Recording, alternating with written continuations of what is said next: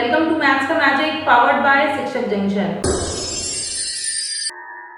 और हाँ, जैसे कि हमारी मैथ्स के ट्रिक वीडियोस में हम ट्रेन का सफर कर रहे थे, तो आज भी वो सफर जारी रहेगा क्योंकि हम उस पर बेस्ड और क्वेश्चंस और ट्रिक्स जो हैं वो जानेंगे। तो स्टार्ट करते हैं। पहली वाली वीडियो में हम ऑलरेडी 3 ट्रिक्स डिस्कस कर चुके हैं और उसके आगे की ट्रिक्स आज हम डिस्कस करने वाले हैं। तो जिन्होंने भी वो प्रीवियस वीडियोस ट्रेन की वॉच नहीं करी है, do watch that videos to get the concepts more clear, क्योंकि वो हमारा स्टार्टिंग से है।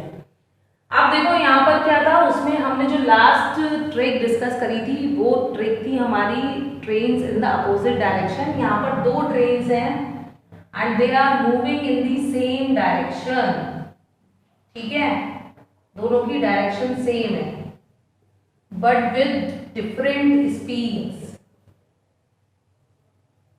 तो अगर इसकी स्पीड x है, सपोज दूसरी वाली ट्रेन की स्पीड y है, मीटर पर सेकेंड ले लेते हैं unit, then the relative speed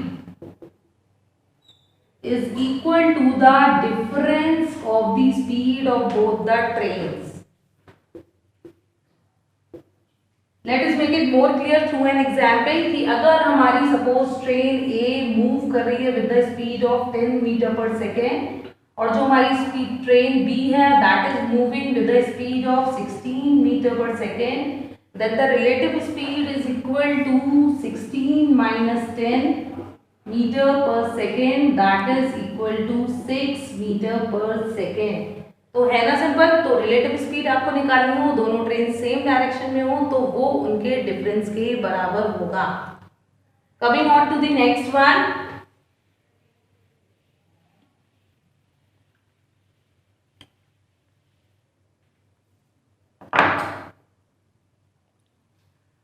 अब देखो यहाँ पर हमारी 2 ट्रेन्स गिवन है हमें,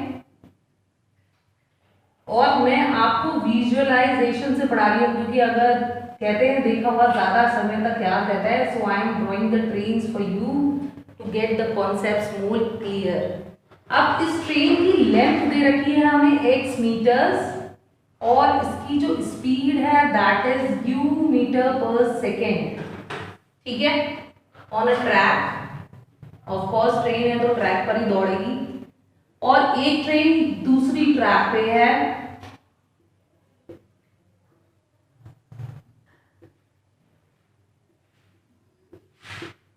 और सपोज इस ट्रेन की लेंथ जो है एक डिब्बा और बढ़ा देते हैं। ठीक है, this is of y metres and it is moving with the speed of v metre per second.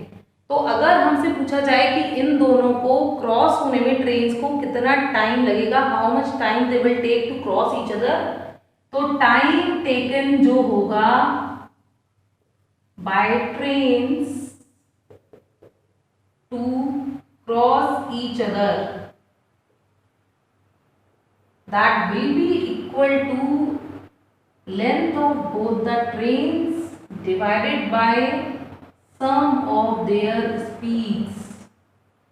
so this is the time taken by both the trains। इतने सेकेंड्स लगेंगे क्योंकि ये मीटर्स में है और ये मीटर पर सेकेंड्स में है।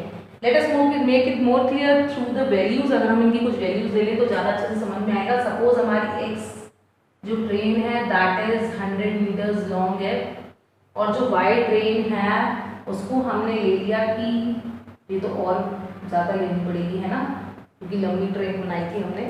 तो दैट इज 150 मीटर्स और सपोज जो इसकी स्पीड दे रखी है that is 15 metre per second और इसकी स्पीड हमें दे रखी है 10 metre per second. Then the time taken जो लगेगा उनको क्रॉस करने में एक दूसरे को that is equal to 100 plus 150 divided by 10 plus 15 and it is equal to 250 upon 25 seconds, that is 10 seconds का टाइम लगेगा सिर्फ ट्रेन को एक दूसरे को क्रॉस करने में।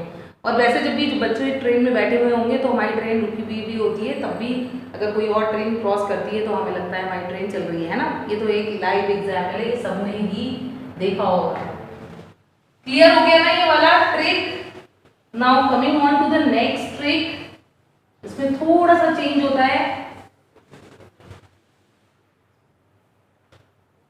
सपोज एक हमारी ये ट्रेन सेम है और इसकी स्पीड भी u है, ठीक है, इसमें x मीटर्स ही है लेंथ, और सपोज दूसरी ट्रेन हमारी सेम डायरेक्शन में जा रही है और लेंथ इसकी कितनी है y।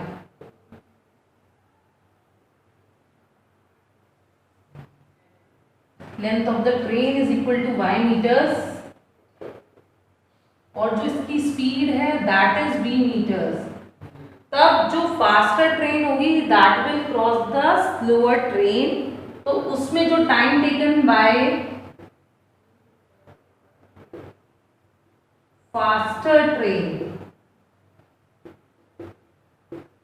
To cross slower train is equal to x plus y upon, और जो तेज चल रही होगी ट्रेन, सपोज v वाली तेज चल रही है, then it will be equal to v minus u और u minus v depending on the train की किसकी स्पीड ज़्यादा है। तो यहाँ पर हमने ये रखा है कि v is greater than u, then this is the formula, और if u is greater than v then जो टाइम लगेगा वो हो जाएगा u माइनस वी।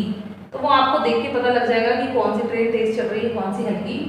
तो अब इसको एक एग्जाम्पल वैल्यूज ले लेते हैं, देन आपको बहुत अच्छे से क्लियर हो जाएगा ये कैसे हमको इसको करना है।